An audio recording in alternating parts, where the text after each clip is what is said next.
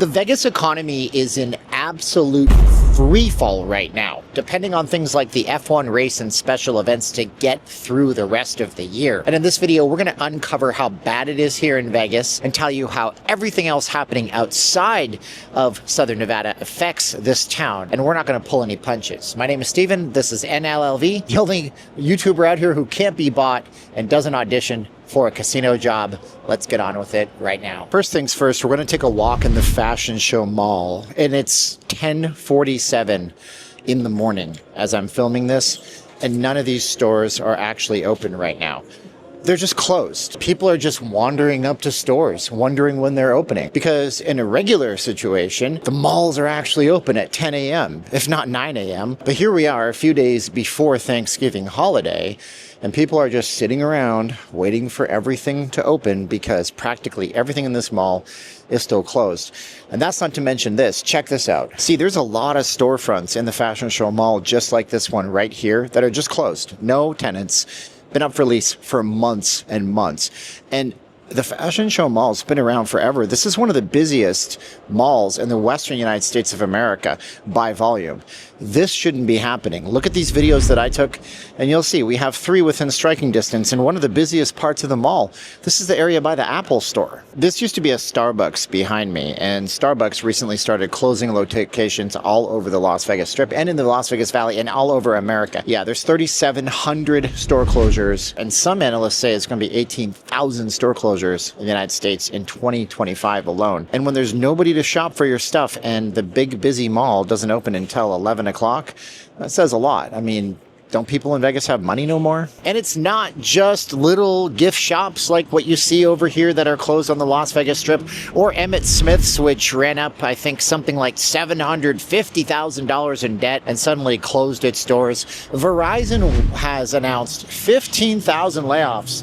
The most layoffs in corporate history. This is Verizon, one of the oldest telecom companies in America, the pioneer of cell phone networks. They're gone. They're facing increased scrutiny and competition. And when it comes to Vegas stuff, yeah, this ties in. Think about it this way. The types of jobs that just got cut at Verizon were jobs where you could raise a family and have a career and have upward mobility in the economy. Those are the people that Vegas has been trying to get back since MGM CEO Bill Hornbuckle, who we did a review of his interview on this channel, said that we have to get those gamers back. So right when Vegas is pivoting, trying to create the value again, those exact people are being laid off en masse, and we've covered this on the channel. Subscribe for these types of news updates. When Vegas loses those people, it relies more on the F1, and we're going to have a video on the F1 you-know-what show this week, so subscribe for that. That's 2 subscribe requests in less than 10 seconds, but things aren't any better anywhere else. Consumer confidence is sitting at a 3.5-year low. It hasn't been this bad since the baby days of the Biden administration. That means Vegas is in a trap, and you're probably in a trap too. And so you might be like, great, less people in Vegas. That means better deals in Vegas. But if you've noticed, it doesn't mean better deals in Vegas. It just means more jacked up prices in Vegas. We did that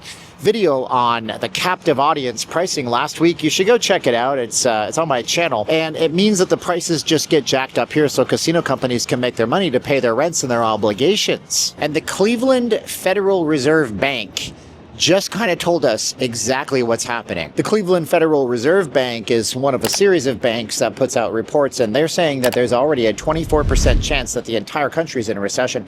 We've shown you the list of states. I'll show them up on the screen. All these states, they're in a recession. So it's like 82% of the country is already there. We just have to have that trigger, that GDP growth, and that's going down too. And when that happens, it's just a matter of time before the actual feds have to say, guess what? We're in a recession, everybody. What happens then? But behind me, it looks like the scooter mafia has returned. Oh, and hey, look, another out of business on the Las Vegas Strip. When we are in a recession, when there's a 1 in 4 chance, people feel it. They just cancel their vacations to Vegas, and prices go up here because they have to pay their corporate tax bill. And also, investors hate recession. Ladies talking about $50 water, and we're sitting on the edge of a recession. Traders love that kind of stuff. My students love it. They know if a big bank says the R word, or if the government, God forbid, does, it's bad for everybody, but they make money when it goes down. I got a student who emailed me today. He's like, Steven, I'm making $600 a day. I'm like, dude, you trade 30 minutes a day? You did this in 6 weeks? Like, wow, I got to raise the price of my course soon. But before I do, if you guys want to get into it, know how you could potentially do the same, then go to 1K a day DIY. You'll find the code below. It's code 2424. Get it for 90% off. The first 4 people in my course show you guys how to make money when the price goes up, when the price goes down, and how to potentially benefit from all of this stuff. You have 2 options here, right? First option, you're looking around, all of your neighbors are lined up at the pawn shop trying to get rid of the things they should never have financed before the repo man comes to get them. Or number 2, you benefit. It's your choice, because when Pepsi can't sell junk food to people, I know there's a major problem. So Pepsi, Frito-Lay, you know Pepsi. Everybody knows Pepsi. They've been closing plants kind of throughout the year. They just announced 2 more closures of their plants. And these are plants that make things like bags of chips and cookies and candies and things that you buy impulsively. And I think that tells us a lot about consumer confidence and the fears of recession. People are just not buying as much as they used to. Everybody's kind of tapped out in that sense. And at the same time, impulsivity is what fuels this town, or at least it used to, before they basically caused a giant mess like you can see behind me here for F1. Again, we're doing the F1 video this week. It'd probably be the world's most negative F1 thing in the world, even though I think the sport could be great. I mean, subscribe for that. But when people don't have their money, they don't have their money for impulse buys. You can't afford a $3 bag of chips that used to cost $1 before the pandemic. What do you think the chances of them just driving in from California are? I don't know. And there's no doubt going to be a lot of international tourists here for the F1 race, but they're mostly Europeans and Asians because the races are bigger over there. But on the Canadian front, Vegas is getting slammed. We have all of these different flight lines. We got what? Montreal to Detroit, Montreal to Minneapolis, Toronto to Indianapolis, Vancouver to Tampa, and Vancouver to Nashville, all being cut out of the picture. You know what's really weird is I hear the Canadians are like, I'm never coming back to America ever again. But there are no direct Vegas flights that are being cut. That is kind of impressive. But the thing is, this is a short-term cut, and I don't know why it's a short-term cut. You would think that it would be like relatively long-term. These are only happening through the winter of this year, 2025, into May of 2026. Then they're going to reassess and see if maybe everything is kumbaya between Donald Trump and Mark Carney, and maybe they have gotten over it all. Who knows? Meanwhile, in other segments of the economy, luxury retailer Saks Fifth Avenue is closing more of its Saks Off Fifth stores. You can consider these to be kind of like TJ Maxx or Ross for rich people.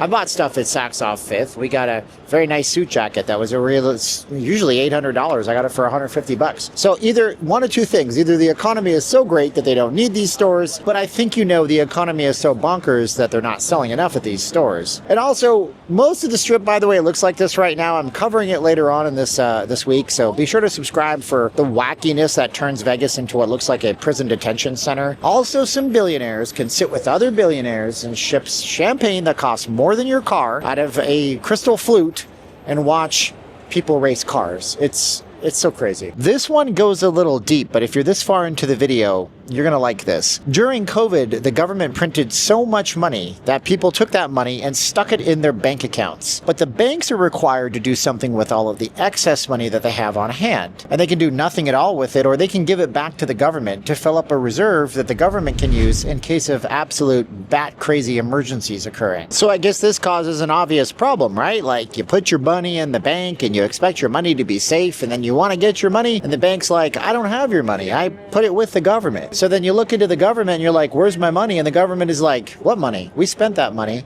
because we're the government.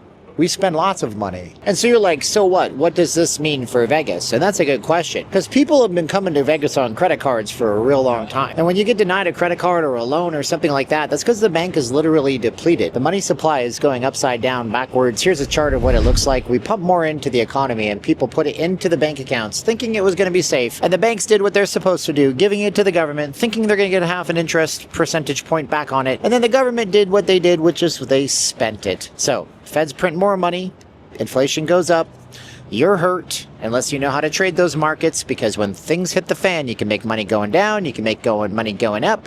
You can be like my student who has a $150,000 a year problem now, or you can just be somebody who squirrels away a couple $100 extra bucks a month to pay a bill or two. Click on the link below, get the course, 90% off. It's up to you. And that's a skinny on the news and how it all affects Vegas and your next vacation coming here. What I expect is 2026 is going to be much of 2025, increasing prices and corporations just taking over your lives. Unless you do something about it. Go do something. Go use one of your skills. Make more money. Come back later on this week. You'll see why all of these glass walls are somehow covered. You'll see what kind of chaos the F1 makes. There's so much stuff I wish I could show you in this video, but we're going to explore the strip together. So subscribe for that. My name is Steven. Till the next time, see you in the next video.